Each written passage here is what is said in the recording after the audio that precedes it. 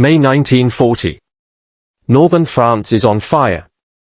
A 21-year-old private from Luton lies in a ditch, listening to German tanks grind past a few hundred yards away. He is not a career soldier. 8 months ago he was tightening bolts on an assembly line. Now he's about to become a prisoner of the Third Reich, and before this war ends, he will walk further to get home than most men will travel in a lifetime. His name is Raymond Bailey.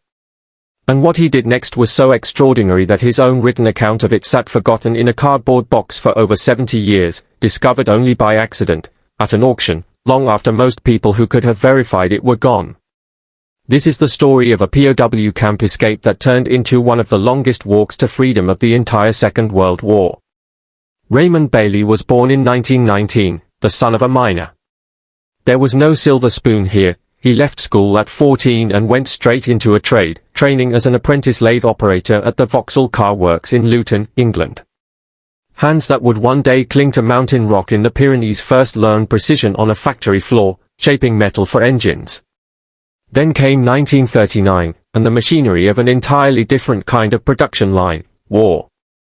Bailey was among the first wave of young British men called up when Britain declared war on Germany. After basic training, his battalion, part of the 1st Kensington Regiment, was shipped across the Channel to France. What followed was not the phony war some soldiers had been led to expect. In May 1940, Hitler's forces tore through the Low Countries and into France with a speed that shattered Allied lines.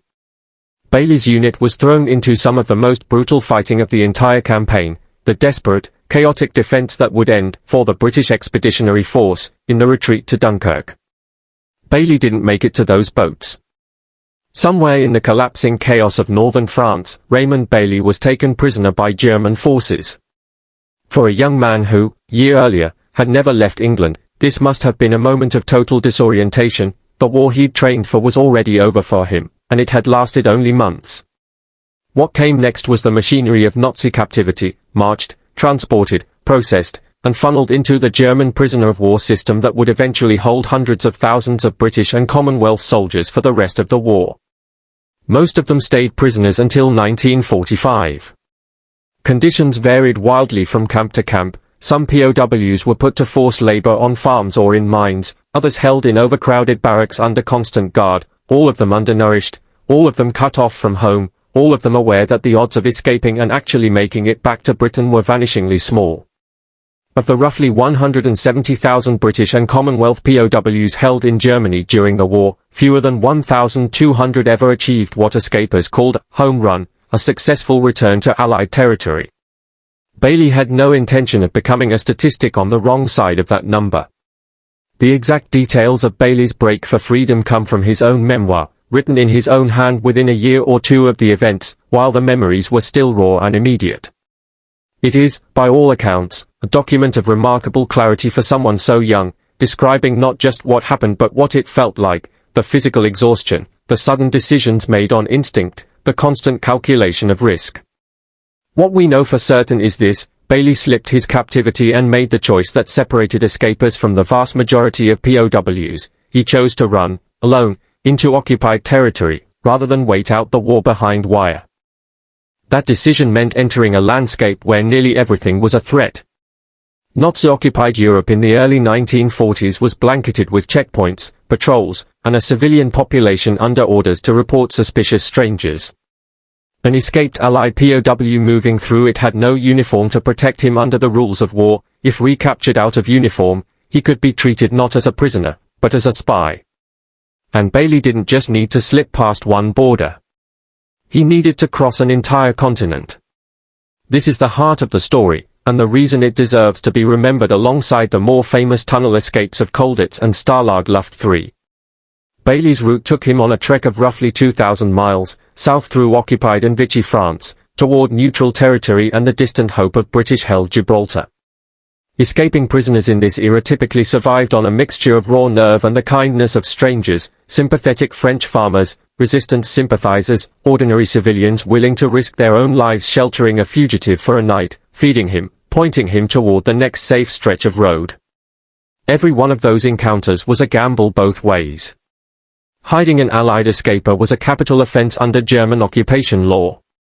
Trusting the wrong stranger could end Bailey's freedom, or his life, in an instant. By his own account, Bailey's journey wasn't a single clean sprint to safety. It was months of movement, walking by night when possible, resting in barns and forests, going hungry more often than not, and staying constantly alert for German patrols and the Vichy French police who cooperated with them. The final and most brutal obstacle stood between France and freedom, the Pyrenees. This mountain range, dividing France from neutral Spain, became one of the great funnel points of the European war, the route used by downed airmen, escaped prisoners, and refugees fleeing occupied territory. It surfaced only decades later, discovered by chance in an unmarked box of Second World War memorabilia at auction.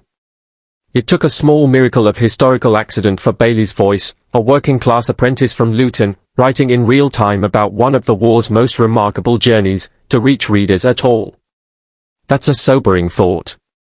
How many other Raymond Baileys lived through their own impossible walks home, and simply never had their box discovered? Raymond Bailey wasn't a general. He wasn't a spymaster or a legendary tunnel architect. He was a lathe operator from Luton who got swept into the worst year of the war, taken prisoner in a collapsing battle, and who then made a decision that changed everything, to run, alone, across an entire continent controlled by the enemy, trusting nothing but his own legs and the goodness of strangers he'd never met. 2,000 miles. Through occupied France, over the Pyrenees, past a hostile civil guard, to a rock at the edge of the Mediterranean, and home for Christmas. It's a story that very nearly vanished. It's a reminder that the biggest acts of courage in this war weren't always the ones with medals attached. Sometimes they were just one exhausted young man, putting one foot in front of the other, refusing to stop walking until he reached home. If stories like this matter to you, stay with this channel. There are more forgotten walks, more forgotten prisoners, and more forgotten heroes still waiting to be found.